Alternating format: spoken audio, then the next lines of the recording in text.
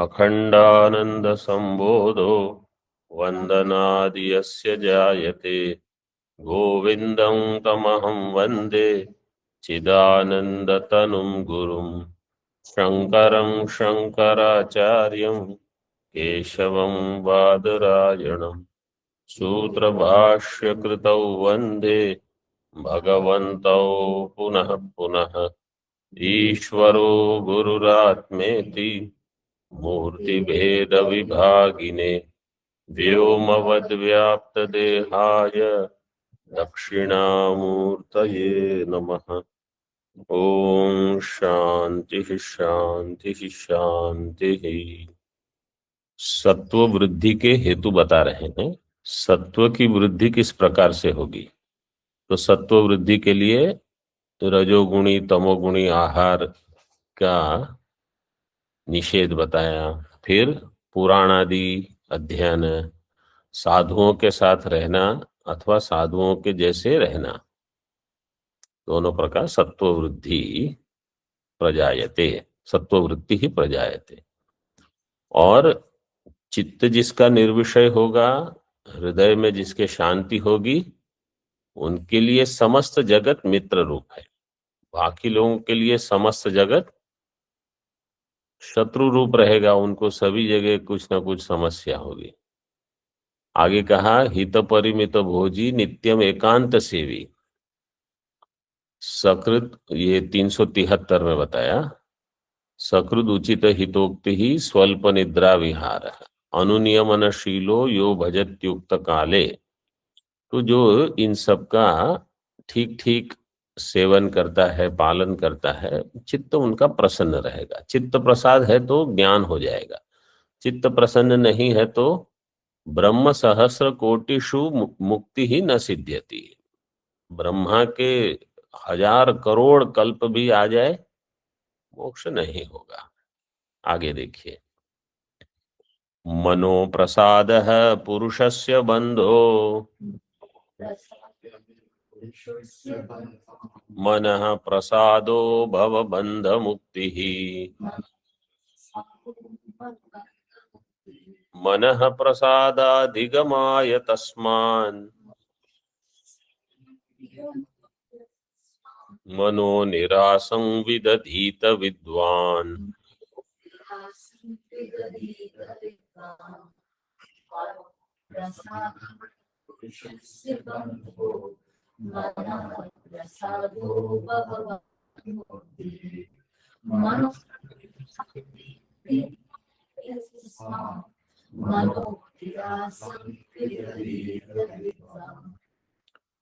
मनो प्रसाद है, यहाँ खंडाकार है। एक पाठ बिना खंडाकार वाला भी है यहाँ, लेकिन जो पाठ दिया पहले उसका अर्थ करते हैं। मनो अप्रसाद है पुरुषस्य बंध है। मन का अप्रसाद, इसका अर्थ है मन की अप्रसन्नता, यही बंधन है। और मनः प्रसादो भवबंध मुक्ति। और मन अगर प्रसन्न है तो संसार से मुक्ति। मतलब मुख्य तो यही है कि मोक्ष क्या है, आपको अपने मन से मोक्ष चाहिए। ऐसे नहीं समझना है कि कोई अन्य है जो आपको दुख देता है। मन एव मनुष्याणाम मन, हाँ, कारणम बंध मोक्षयो बंधाय विषयासक्तम मुक्त्यै निर्विषयम स्मृतम, दोनों दिए हैं। तो यहां देखिए, मन प्रसाद अधिगमाय तस्मात्, तस्मात् मन प्रसादाधिगमाय विद्वान मनोनिरासम विदधीत। इसलिए विद्वान जो है मनोनिरास के लिए विदधीत। विदधीत, विदधीत में धातु क्या है? दुधाएं, धारण पोषण यो हो। कहाँ का रूप है ये? विधिलिंग। विधिलिंग किस सूत्र से होगा?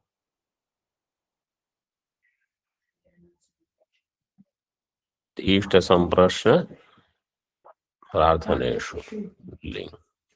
विधि निमंत्रणा मंत्रणा धीष्ट संप्रश्न प्रार्थनेषु लिंग।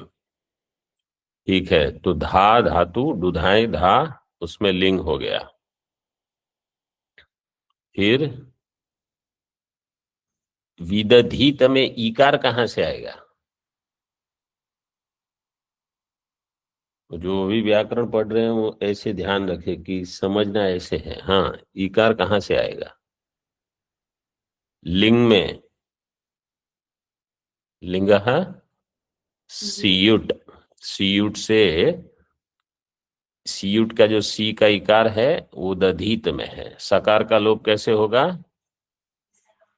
लिंगस्य लोपो नन्त्यस्य। और यकार का लोप कैसे होगा? लोपो व्योर्वली। हम्म। फिर द्वित्व कैसे होगा? हम्म, जुहोत्यादि गण की धातु है श्लौ, श्लौ से द्वित्व होगा। धा धा, फिर एक धा का हो जाएगा ह्रस्व। किस सूत्र से होगा? ह्रस्व। अभ्यास चर से धकार का दकार हो जाएगा। और धा के आकार का लोप हो जाएगा स्नाभ्यस्तयोर आतः, स्नाभ्यस्तयोर आतः, दधीत शब्द बनेगा। प्रसाद, प्रसाद शब्द कैसे बनेगा? सद धातु में प्र उपसर्ग पूर्वक घय प्रत्यय करके। प्रसाद का अर्थ है प्रसन्नता।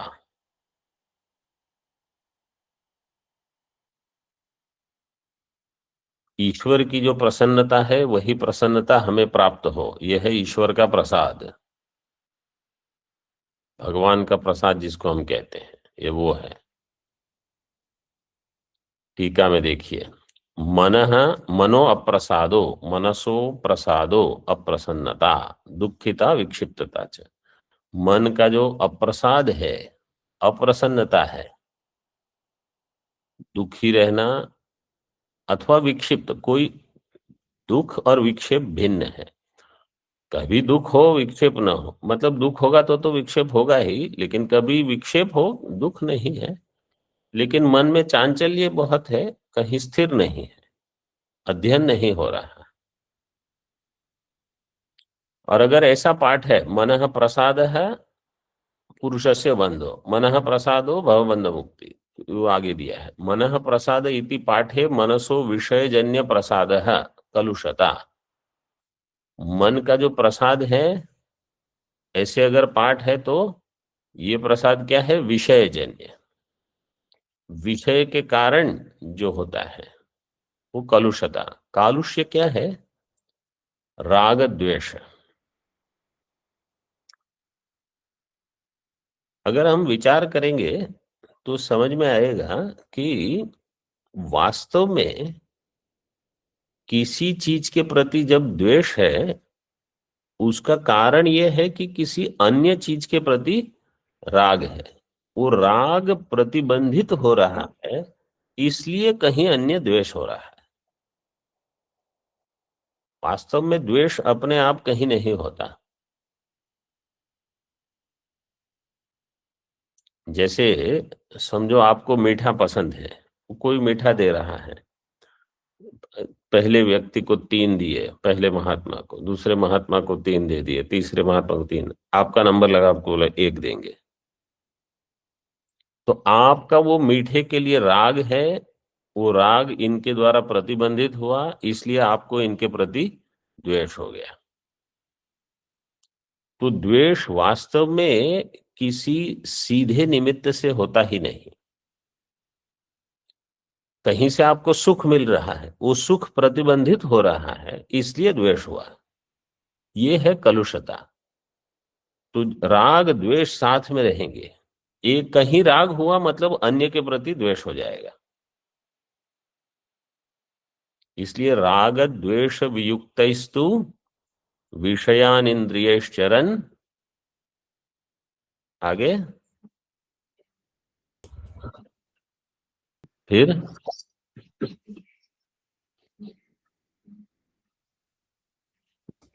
प्रसादम अधिगच्छति। वो प्रसाद आ गया, देखो, आत्मवश्यैर विधेयात्मा प्रसादम अधिगच्छति।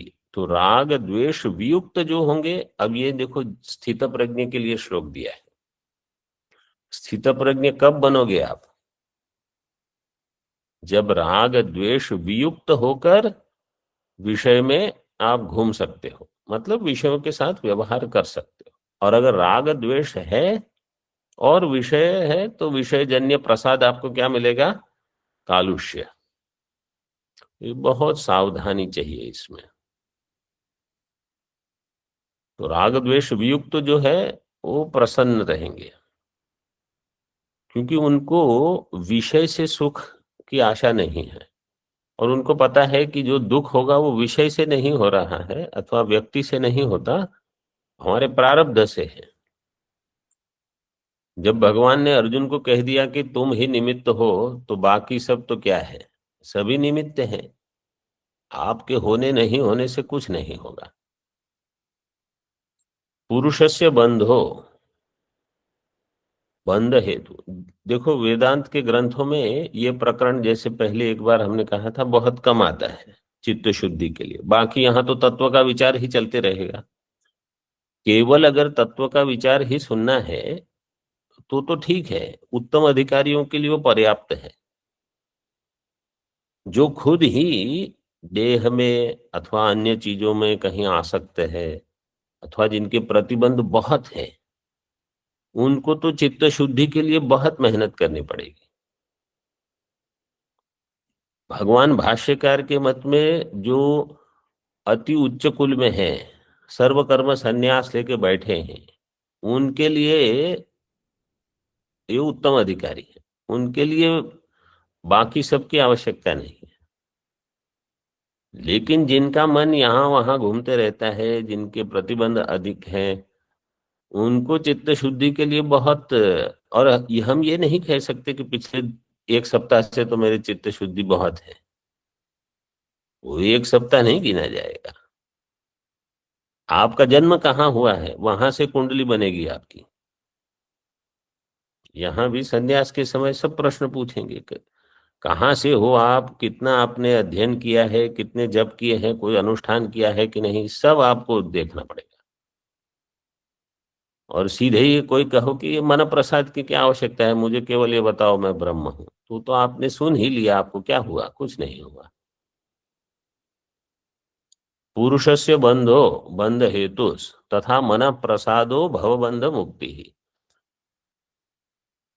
तो मन का अप्रसाद है वो बंध, बंध है मतलब बंध का हेतु है, और मन का प्रसाद है वो भवबंध मुक्ति ही। देखिए भवबंध मुक्ति के लिए समास विग्रह कैसे किया। भव है संसार एव बंध, मतलब भव एव बंध। ये क्या समास हुआ? कर्मधार है। फिर भवबंधस तस्मान मुक्ति ही, भवबंध मुक्ति ही, पंचमी तत्पुरुष। भवबंध से मुक्ति ही मतलब भवबंधनात् मुक्ति ही, जिसको हम कहेंगे। तस्माद विद्वान पंडितो मन प्रसादादिगमाय। मनसः प्रसादः, मन का प्रसाद क्या है? सात्विक प्रसन्नता। मतलब राजसिक प्रसन्नता भी हो गई कहीं समझो, तो वो प्रसन्नता प्रसाद नहीं है।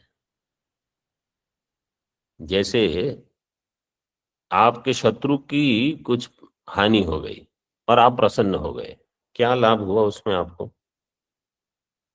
क्या सुख मिला? ये रजोगुणी सुख है। ये ऐसे सुख से आनंद नहीं लेना चाहिए। सात्विक प्रसन्नता, इसलिए एक शब्द जोड़ दिया, मनसः प्रसाद है, सात्विक प्रसन्नता, सात्विक सुख हो।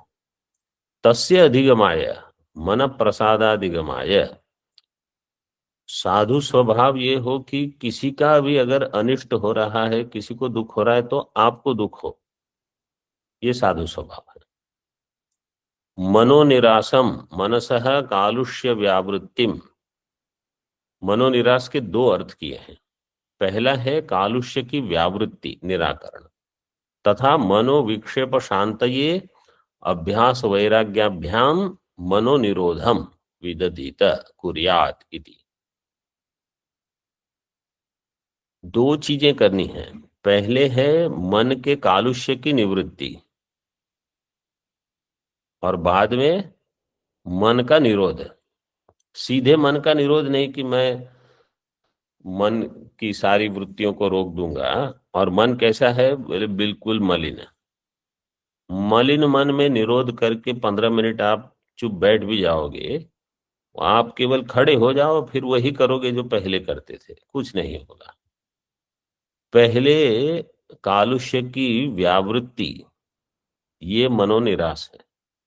उसके पश्चात मनोनिरोध का अर्थ है विक्षेप की शांति। इसके बाद ये यहाँ, क्योंकि अभी वेदांत का प्रकरण नहीं है, आगे जब बताया जाएगा तो अमनि भाव, ये तीसरा। अथवा यहाँ द्वितीय जो है मनोनिरोध है, इसी को योग दर्शन का मनोनिरोध नहीं लेकर के वेदांत दर्शन का जो मनोनिरोध है कि मन का ही मिथ्यात्व निश्चय। लेकिन सीधे मन को मिथ्या आप नहीं मान सकोगे जब तक मन मलिन है। मलिन मन में तो पहले साफ सफाई, आगे प्राणमय कोश है। अब सरल विषय है, पंचानामेव भूतानां रजोंषेभ्यो भवन क्रमात् वाक्पाणिपादपायूप स्थानि कर्मेन्द्रियाण्यनु पंचानामेव भूतानां रजोंषेभ्यो क्रमात् अभवन। 5 महाभूतों से, उनके रजोगुण से क्रमात् अभवन। अभवन किम? वाक् पाणि पाद पायु उपस्थानी कर्मेंद्रियाणी। ये 5 कर्मेंद्रिय है।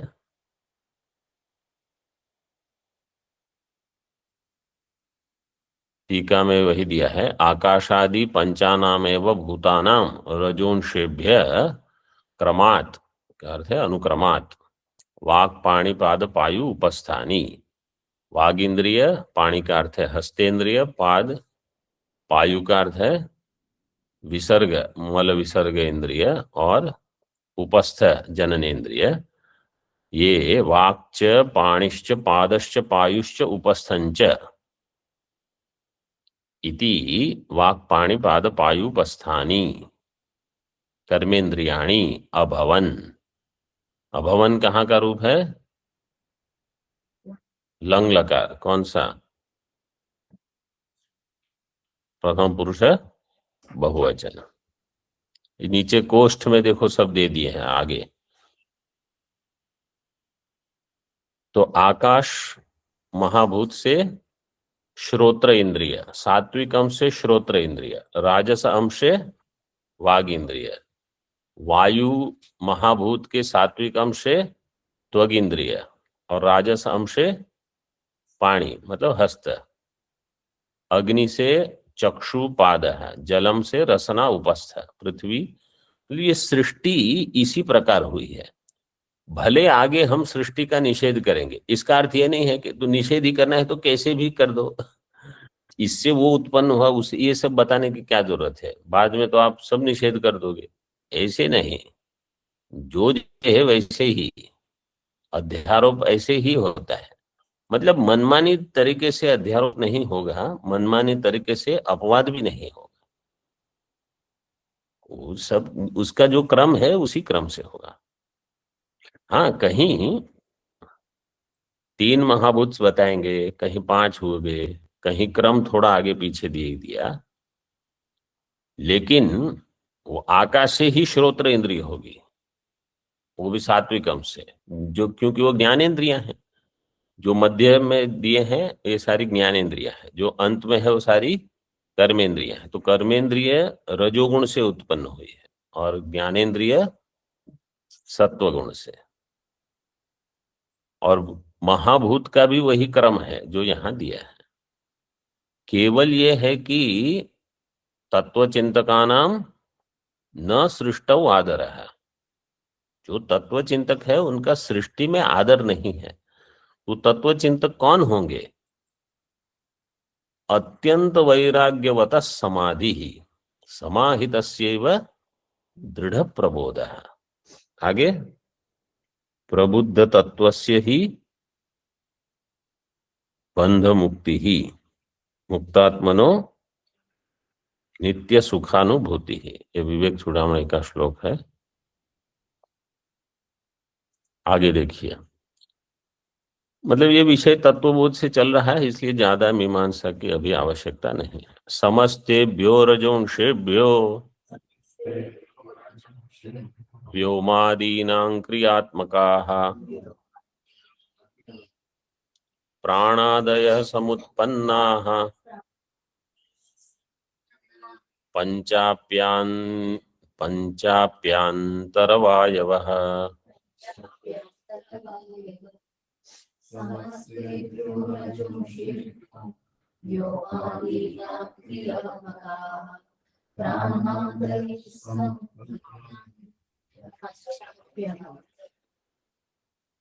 हाँ, चतुर्थ पाद क्या है? पंचाप्यांतरवायवः। समस्तेभ्यो रजोंषेभ्यो व्योमादीनां क्रियात्मकाः प्राणादयः पंचा अपि आंतरवायवः समुत्पन्नाः। समस्त महाभूतों के रजोन गुण से, रजोंषेभ्यः मतलब रजोगुण से, व्योमादीनां क्रियात्मकाः प्राणादयः पंचा अपि आंतरवायवः समुत्पन्ना। तो पंच प्राण और पांच अंतः प्राण, अथवा उसको क्या उपप्राण कहते हैं। मुख्य प्राण और उपप्राण, ये उपनिषदों में आता है इसका। देखिए, व्योमादीनाम समस्तेभ्यो मिलितेभ्यो, आकाशादि पांच महाभूत के रजोगुण जब मिल के आते हैं, रजोंषेभ्यो मिलितेभ्यो, उससे क्या उत्पन्न होंगे? क्रियात्मका पंच प्राणादय, पांच प्राण जो है जो क्रियात्मक है, मतलब क्रिया ही उनमें प्रधान है। प्राणपानो दान व्यान समान, अपान उदान व्यान समान। और आंतरवायव, आंतरवायव क्या है? नाग, कूर्म, कृकल, देवदत्त, धनंजय आख्याः समुत्पन्ना इति। आगे, प्राणः प्राग्गमनेन स्यात् दपानो वाग्गमनेन च व्यानस्तु विश्वगमनात् उत्क्रांत्योदान इष्यते। अच्छा, एक अधिक है। 378 के पूर्वार्ध में प्राणः प्राग्गमनेन स्यादपानो वागमनेन, हाँ, अन्य कोई आपने पुस्तक में देखा? एक मैं देखता हूँ, उसमें है एक, जैसे है वैसे रहने दो अभी। अशितान्न रसादीनां समीकरण धर्मतः समान इत्यभिप्रेतो वायुर्यस्तेषु पंचमः। अशित, अच्छा पूर्व 78 देखिए पहले। प्राग्गमनेन प्राणः स्यात्, अवाग्गमनेन च अपानो स्यात्, विश्वगमनात् व्यानः, उत्क्रांत्या उदान इष्यते।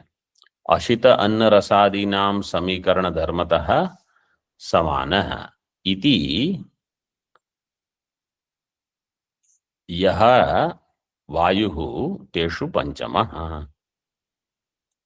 5 वायु दे दिए। जो प्राग गमन वाला है वो प्राण, जो अवागमन वाला है अपान, जो विश्वगमन, विश्व मतलब सर्वत्र, पूरे शरीर में, समस्त शरीर में जो घूमता है वो है व्यान।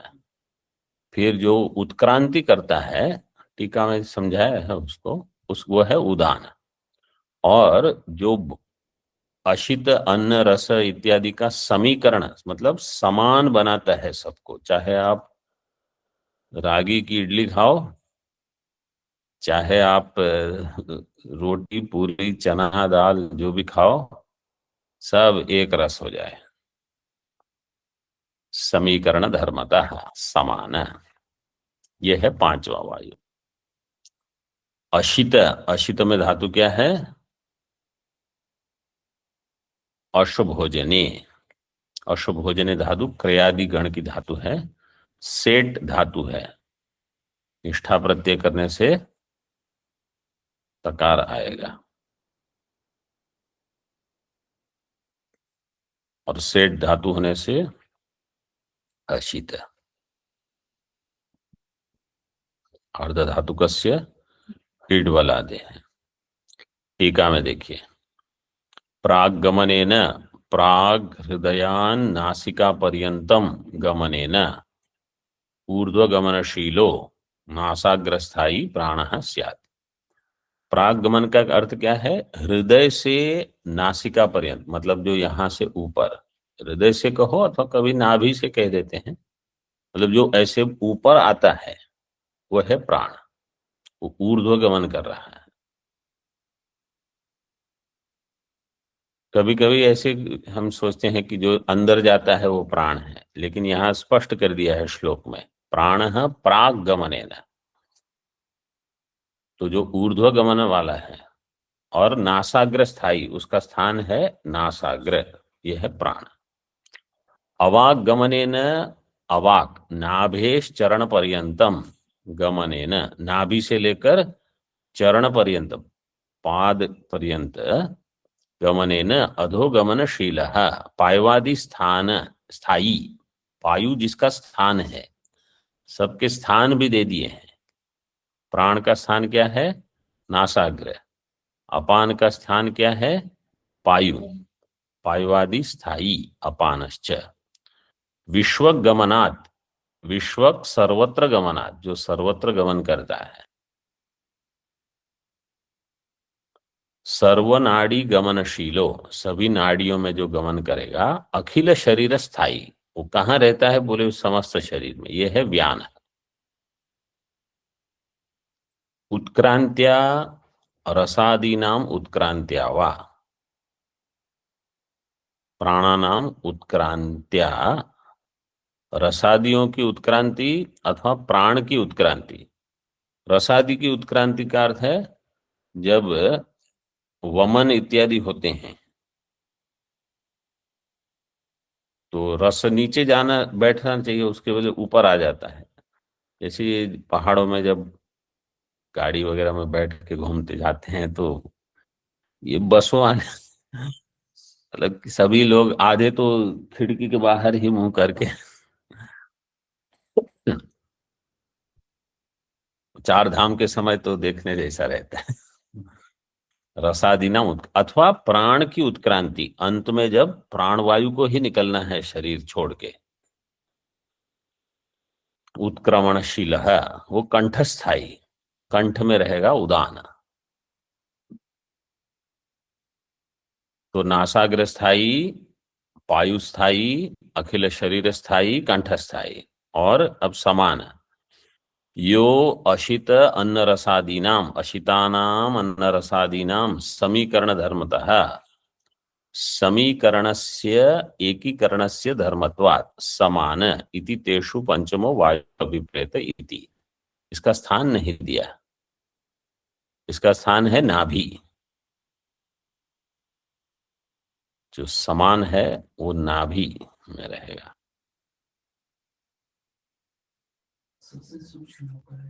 हम्म, ये पांच वायु हो गए। आगे देखिए, क्रियैव दिश्यते प्रायः प्राण कर्मेन्द्रियेष्वलम् ततस्तेषां रजोंषेभ्यो जनिरंगीकृता बुधैः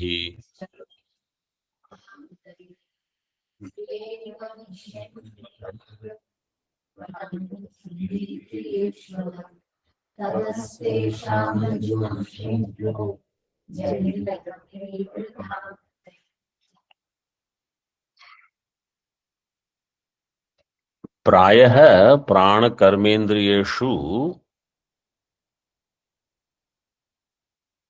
क्रियैव अलम दृश्यते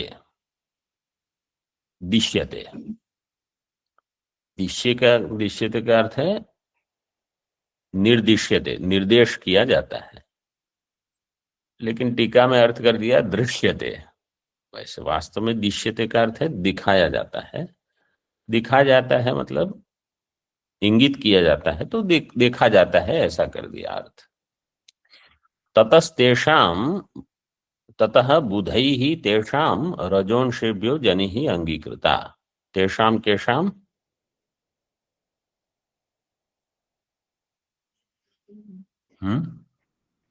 बुधैः प्राण कर्मेन्द्रियेषु अप्राण कर्मेन्द्रियाणाम प्राण कर्मेन्द्रियाणाम बुधैः रजोंषेभ्यो जनिः अंगीकृता। प्राण और कर्मेंद्रियों की उत्पत्ति विद्वानों के द्वारा रजोगुण से मानी गई है। क्यों? क्योंकि इन दोनों में, प्राण में भी और कर्मेंद्रियों में भी प्रायः क्या देखा गया है? क्रिया। तेषाम आकाशादि नाम रजोंषेभ्यो। ठीक है, वैसे भी अर्थ कर सकते हैं रजोंषेभ्यो जनि। वास्तव में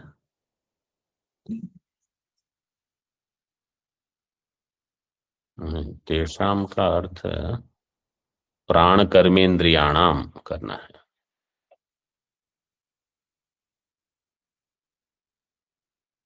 प्राण कर्मेंद्रियाणाम रजोंषेभ्यो जनिः, ऐसे कर दो। तेषाम का अर्थ आकाश आदि नाम नहीं होगा, तेषाम का अर्थ होगा प्राण कर्मेंद्रियाण। प्राण कर्मेंद्रियाणाम आकाशादि नाम रजोंषेभ्य जनिः, ये ऐसे वाक्य हो सकता है, लेकिन तेषाम का अर्थ क्या होगा? प्राण कर्मेंद्रियाणाम। प्राण कर्मेंद्रियों के, इनकी उत्पत्ति कहाँ से हुई है? आकाश आदि के रजोगुण से। ननु मायां तु प्रकृतिं विद्यान् मायिनं तु महेश्वरम परास्य शक्तिर्विविधैव श्रूयते इति श्वेताश्वतरोपनिषदि उक्तम्। तत्र ब्रह्मणः शक्तेरपि गुणभेदाः सन्ति इति पृष्ठे उच्यते। मायां तु प्रकृतिं विद्यात् मायिनं तु महेश्वरम, तो परमात्मा में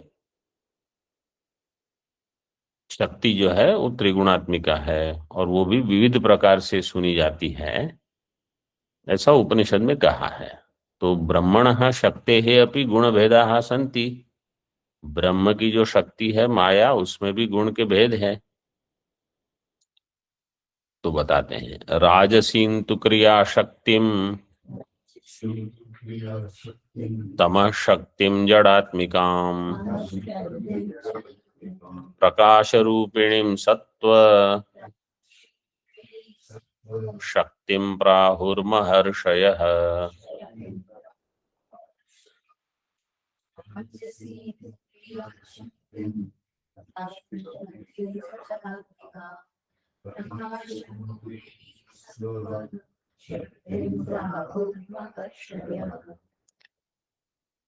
राजसीम तो क्रिया शक्तिम, जो राजसी शक्ति है वो क्रिया शक्ति है। तमह शक्तिम जड़ात्मिकाम, कभी जड़ जैसे हम हो जाते हैं तो तम शक्ति है वो। और सत्व शक्तिम प्रकाश रूपिणीम इति महर्षयः प्राहुः, ये महर्षि लोग ऐसे बताते हैं। तू शब्दो निश्चयार्थ है, यहाँ तू से निश्चय किया है। महर्षयः महात्मानः मंत्रद्रष्टारश्च, जो मंत्र देखने वाले हैं उपनिषद के, वो क्या कहते हैं? क्रिया शक्तिम कर्म सामर्थ्यवतीम राजसीम रजोगुण प्रधानाम जड़ात्मिकाम स्थावरात्मिकाम तमह शक्तिम। ये किस लिए बता रहे हैं? ये पंक्ति मतलब ये श्लोक क्यों आया है? क्योंकि परमात्मा की शक्ति त्रिगुणात्मिका है, इसलिए सृष्टि में भी कार्य में भी तीनों गुण देखे जाते हैं। तो जहां कहा अंतःकरण और ज्ञानेंद्रिय कौन से गुण के कार्य हैं? सत्व गुण के। और प्राण और कर्मेंद्रिय रजोगुण के कार्य हैं। और तमोगुण का कार्य क्या है? स्थूल शरीर, पंच महाभूतात्मक। तो ये जो तीन बताए हैं वो तीन कहाँ से आए? तो बोले परमात्मा में ही जो शक्ति है उसमें तीनों गुण है। तमा शक्तिम तमोगुण प्रधानाम तथा प्रकाश रूपिणीम ज्ञान स्वरूपाम सत्व शक्तिम सत्व गुण प्रधानाम प्राहु। तो तीनों गुण वहां माया में है। एते प्राणादय पंच पंचकर्मेन्द्रियैः सह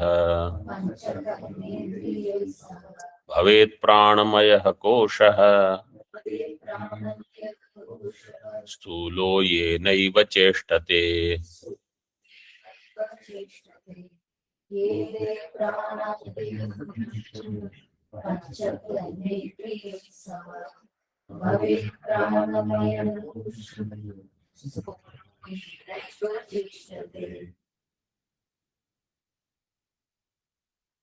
एते पंच प्राणादयः पंचकर्मेन्द्रियैः सह प्राणमयः कोशः भवेत् अथवा प्राणमय कोशो भवेत्। येन एव स्थूलो चेष्टते। चेष्टते चेष्टाम करोति, क्रिया करता है। स्थूल देह की क्रिया कैसे करता है? इस प्रकार से प्राण और पांच कर्मेंद्रिय है, इसलिए प्राणमय कोश इनसे बना। इस प्राणमय कोश के कारण अन्नमय कोश क्रिया करता है, नहीं तो अन्नमय कोश में कोई क्रिया नहीं होगी।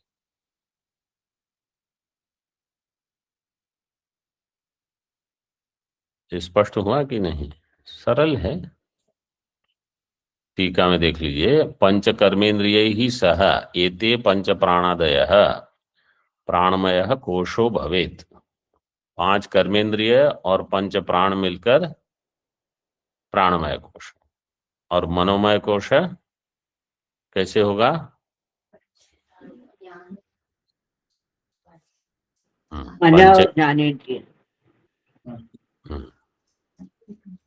पंच ज्ञानेन्द्रिय में सात्विक अंश इसमें लेने की जरूरत नहीं है, सात्विक अंश तो है।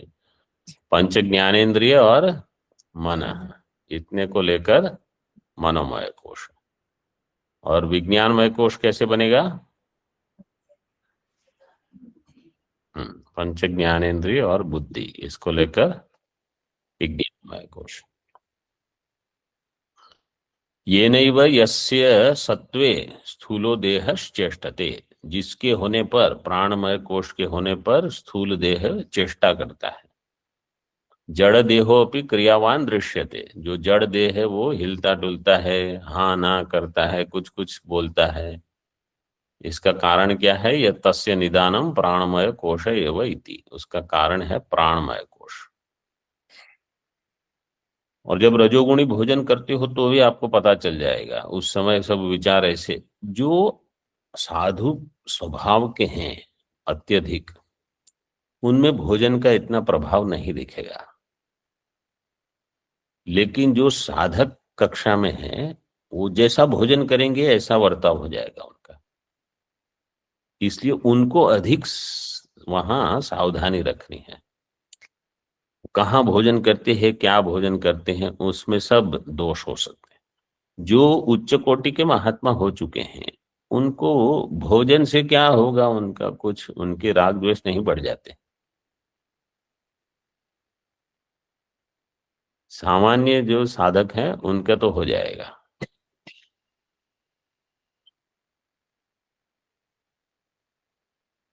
आगे, यद्यन्निष्पाद्यते कर्म पुण्यम वा पापमेव वा वागादिभिश्च वपुषा तत्प्राणमय कर्तृकम्।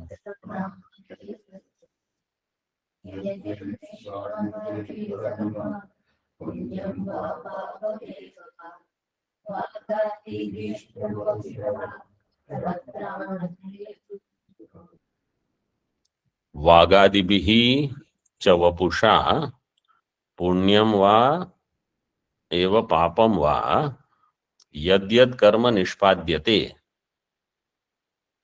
तत् प्राणमय कर्तृकम् एव भवति। वागादियों के द्वारा और स्थूल शरीर के द्वारा, चाहे पुण्य हो चाहे पाप हो, जो जो कर्म क्रिया जाता है वो प्राणमय के द्वारा ही होता है। मतलब प्राणमय पुण्य पाप के लिए निमित्त नहीं है। पुण्य पाप के लिए आपका जो राग द्वेष है उसी के से आपने किए हैं। वागादिभिः कर्मेन्द्रियैश्च वपुषा स्थूल शरीरेण पुण्यम वा पापम वा यद्यत् कर्म निष्पाद्यते, जो जो कर्म निष्पन्न होगा। निष्पाद्यते में धातु क्या है? पदगतौ। जो जो निष्पादन होता है कर्म का, तत्त प्राणमय कर्तृकम, वो सब प्राणमय के द्वारा ही किया गया है। प्राणमय न कृतम यत् तत् प्राणमय कर्तृकम एव भवति। वायुनोच्चालितो वृक्षो नानारूपेण चेष्टते तस्मिन् विनिश्चले सोऽपि निश्चलः स्याद् यथा तथा।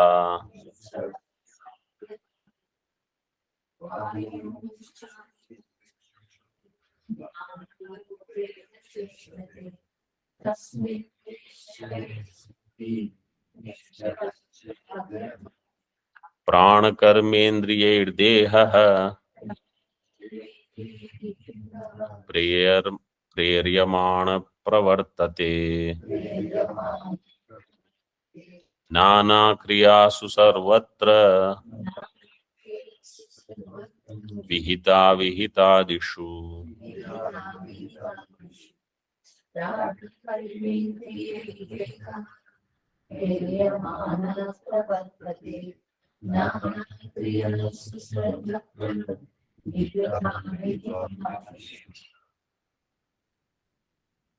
तीन 384 में देखिए, यथा वायुना उच्चालितो वृक्षो नाना रूपेण चेष्टते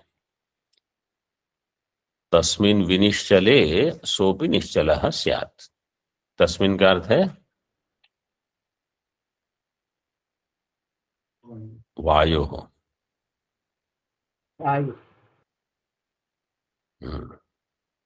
तथा आगे, प्राण कर्मेन्द्रियैः प्रेर्यमाणः देहः नाना क्रियासु सर्वत्र विहिता विहितादिषु प्रवर्तते। जैसे वायु के द्वारा वृक्ष प्रवृत्त होता है, वायु नहीं है तो वृक्ष स्थिर रहेगा, शाखा पत्ते कुछ नहीं हिलेंगे। इसी प्रकार प्राण के द्वारा ये देह प्रेर्यमाण होकर विहित अविहित नाना क्रियाओं में प्रवृत्त होता है। सरल है, टीका देख लीजिए। यथा वायुना विशेष रूपेण उच्चालितः कंपितो वृक्षः, वायु के द्वारा चाल्यमान वृक्ष जो है नाना रूपेण चेष्टते प्रवर्तते तस्मिन् वायोर विनिश्चले स्थैर्यं प्राप्ते, जब वायु निश्चल हो जाएगा, स्थिर हो जाएगा, सोपि वृक्षो निश्चलः स्यात्, वृक्ष भी निश्चल हो जाएगा। तथा प्राण कर्मेन्द्रियैः पंच प्राणैश्च पंचकर्मेन्द्रियैश्च प्रेर्यमाणः। प्रेर्यमाण में शानच प्रत्यय, धातु क्या है? ईर, ईर धातु है। प्रेर्यमाणः, प्रेरितः।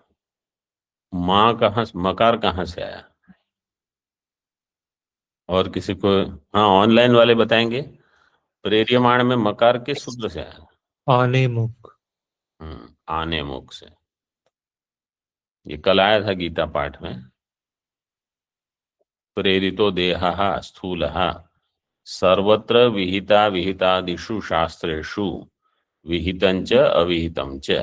जो विहित है और अविहित है। निषिद्धम च, अविहित का अर्थ है निषिद्ध। विहिता विहिते आदिनी यासाम ता विहिता विहितादयस तासु विहिता विहितादिषु। देखो समास का विग्रह, विहित और अविहित। विहितंच अविहितम च इति विहिता विहिते, पहले द्विवचन हो गया।